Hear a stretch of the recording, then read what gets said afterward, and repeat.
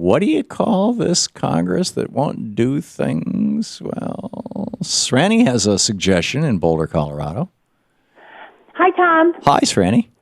I love your show. I Thank just you. listen to it all the time, and I love what you do, and I'm so glad that you have Bernie Sanders on and let him explain to the American people what's going on. I just love what you do. Well, thank you. And by the way, I should.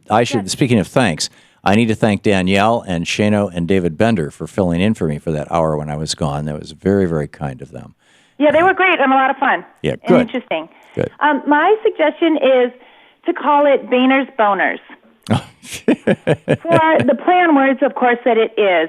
But I'm appalled at how poorly he can, quote, lead that part of our government. Well, yeah, it really is rather shocking that, 40 some odd pieces of legislation, and the Do Nothing Congress was a couple of hundred. I mean, it is truly shocking. Sranny, thanks a lot for the call. Thanks for the suggestion. Marty in Evergreen Park, Illinois, you have a name for this Congress?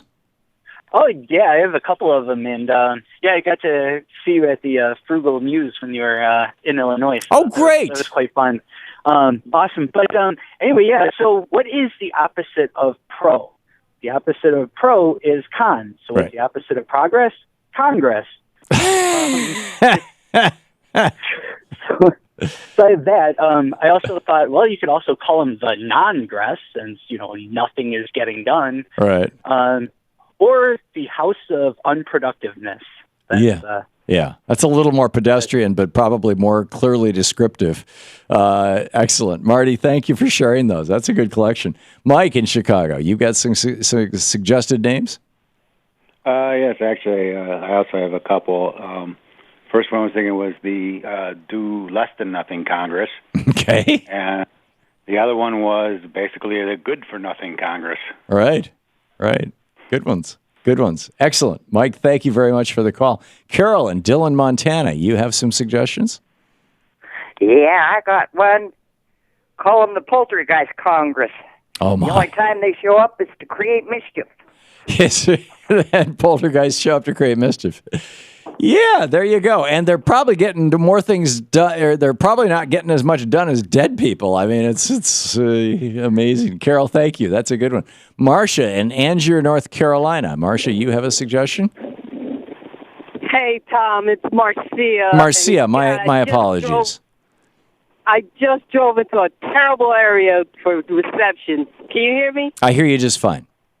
Okay, great. Listen, I say paid in full because we done paid for them, but more importantly, Congress is not really the issue. We are the issue. This is a experiment in self-governance, and we need to do something about getting people educated enough to know how to do that.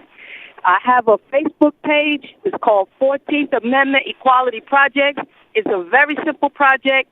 Once a month, we get together and we go neighborhood to neighborhood with flyers. We got lots of organizations that have lots of information, and we need to hand this stuff out to people. People don't even know that we vote. They think we vote once every 4 years. We have a lot of work to do, and y'all need to get in this group. Miss Lady from Karen from Garner, come on out here with me. I'm in Angela. I'll meet up with you. Let's get it going. That's great. Marcia, thank you very much. And good on you for being out there and being an activist. That's wonderful. Kathy in Morrow, Ohio, you wanted to talk about the Native American free market system? Yeah. The free market system to me means free market. And the Native Americans, before us Anglo-Saxons came in, their example of free market was everybody do what they could do, everybody pitched in, everybody had what everybody else had. In other words, it was basically community ownership of everything except those most intimate objects. Exactly. And that's a free market. I think you're right. I think that's probably the best description. Now, contemporary economists would probably refer to that as Marxism or communism.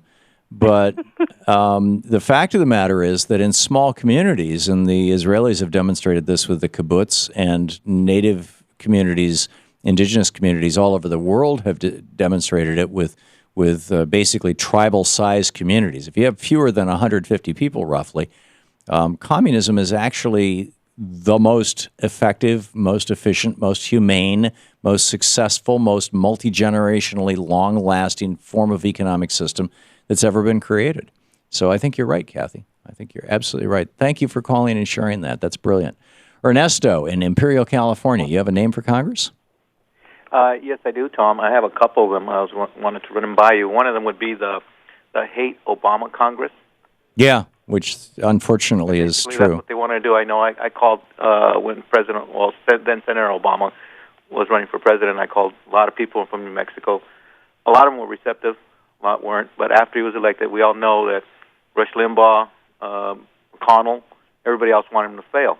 Sure. So that's when they tried to repeal everything he tried to do. They've been obstructionists all the way through till now, and it's not going to change. No. So it's because they hate the president. Another name I'd like to give them is the Koch brothers Congress, because about everything they do is backed by the Koch brothers. Yeah, it seems. It's, increasingly, it's like every day we discover a new front group that we thought was some kind of independent grassroots group that has been funded by the Koch brothers. It's like, they're ubiquitous. They're everywhere.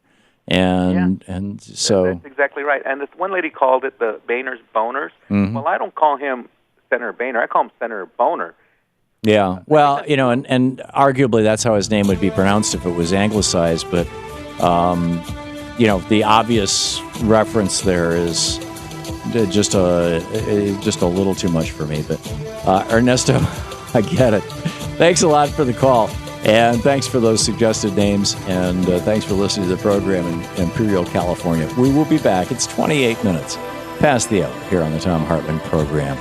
And don't forget, our new book, The Crash of 2016, just came out.